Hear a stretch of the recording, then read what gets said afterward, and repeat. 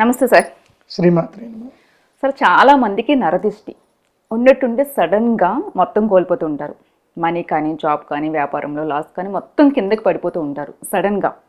అంటే ఒక negative vibes అనేది మన చుట్టూ వచ్చేస్తూ ఉంటాయి. అది నరదిష్టి వల్ల అంటూ ఉంటారు.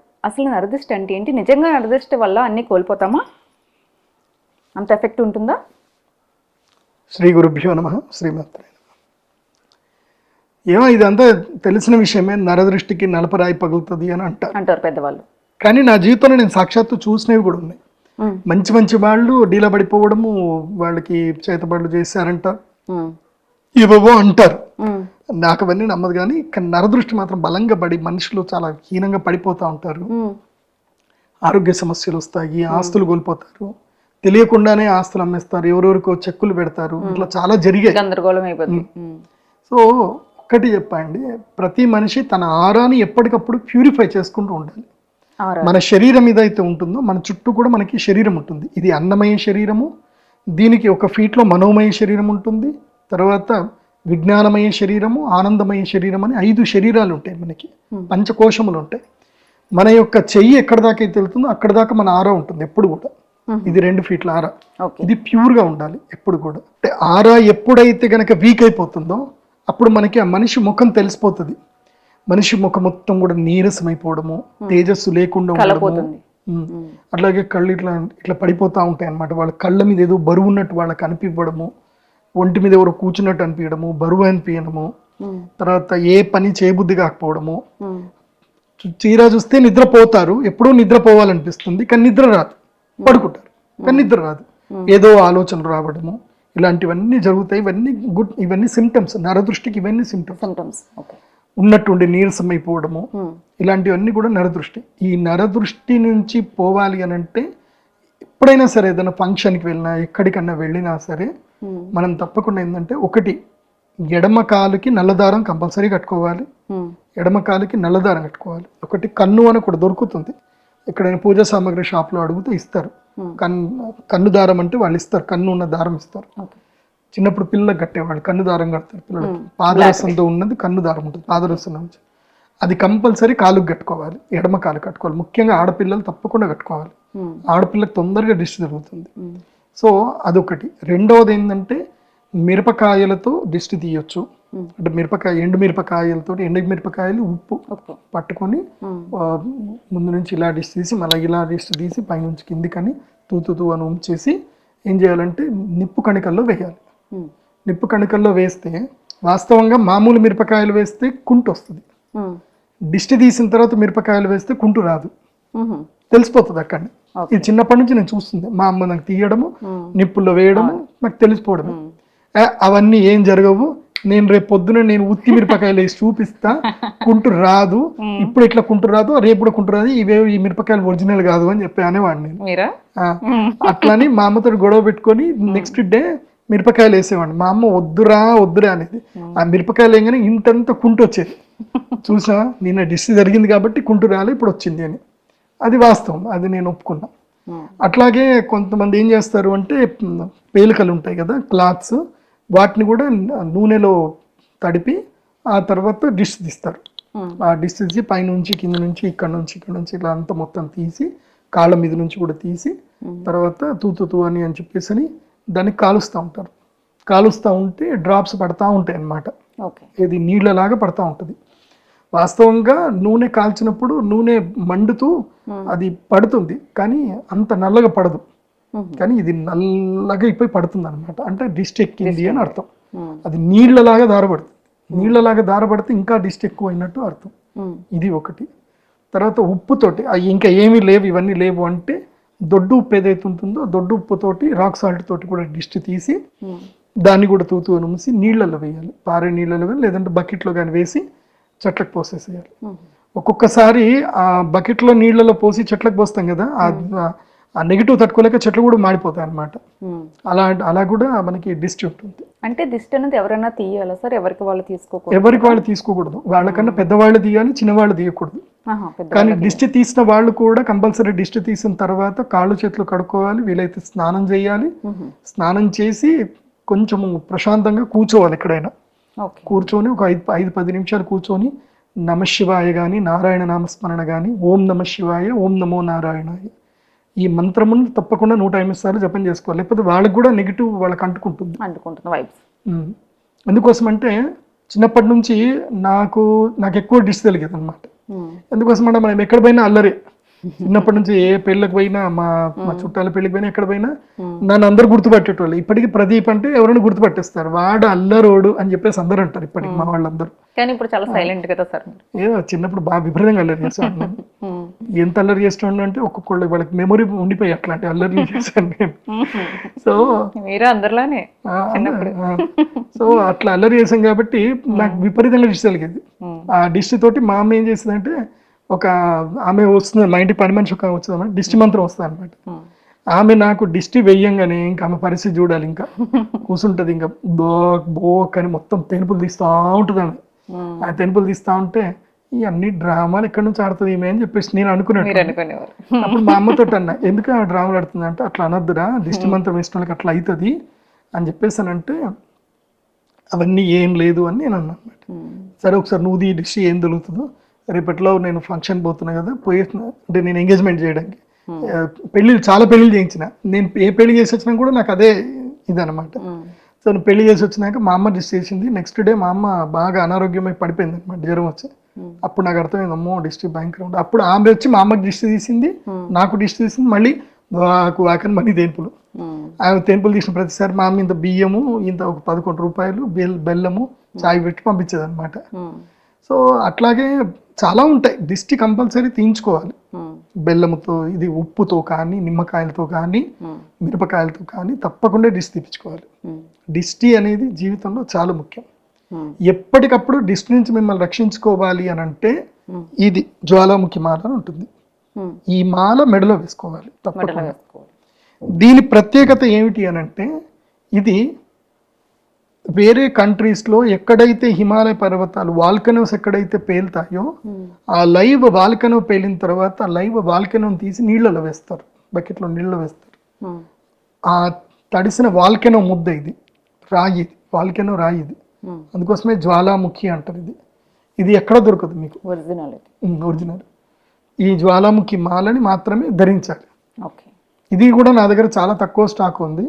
ఇది నేను ఎక్స్పోర్ట్ అక్కడ నుంచి ఇంపోర్ట్ చేయించుకుంటాను నేను, వేరే కంట్రీస్ నుంచి, బ్రెజిల్ అట్లాంటి కంట్రీస్ నుంచి తెప్పించుకుంటాను నేను. ఇవి తయారు చేపిస్తాను. ఇవి జ్వాలాముఖి మాలలు మెడలో వేసుకోవాలి.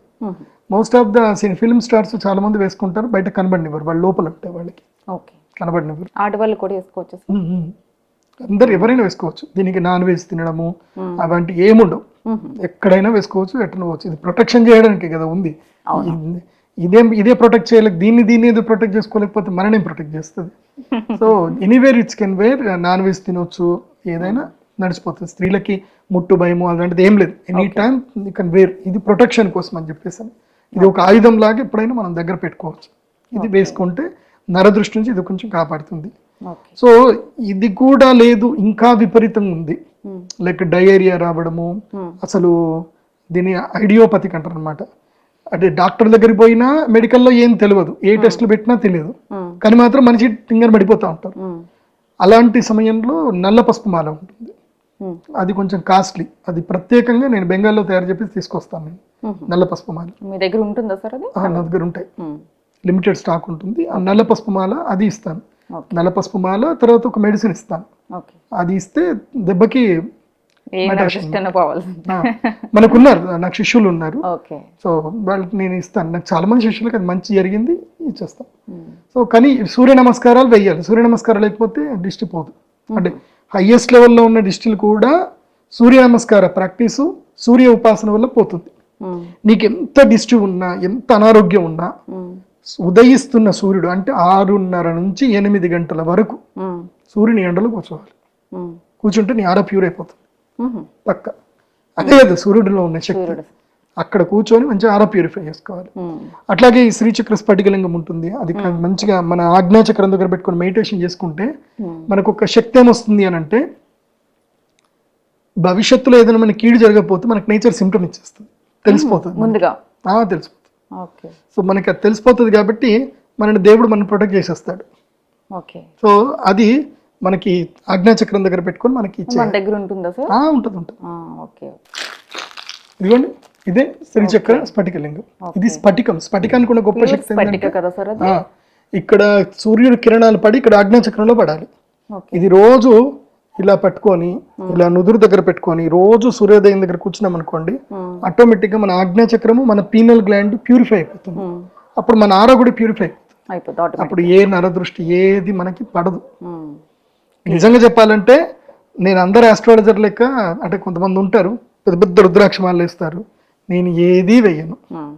ఇది ఒక్కటే జ్వాలాముఖి మాల, ఇది నాకు లోపల ఉంటుంది, అంతకుమించి ఏముండదు. ఇది కూడా ఆల్వేస్ ఎప్పుడు వేసుకోను, ఇంట్లో ఉన్నప్పుడు వేసుకోను, బయటకు వెళ్ళినప్పుడు తప్పకుండా ఇది వేసుకుంటాను నేను, అంతకుమించి ఏం లేదు.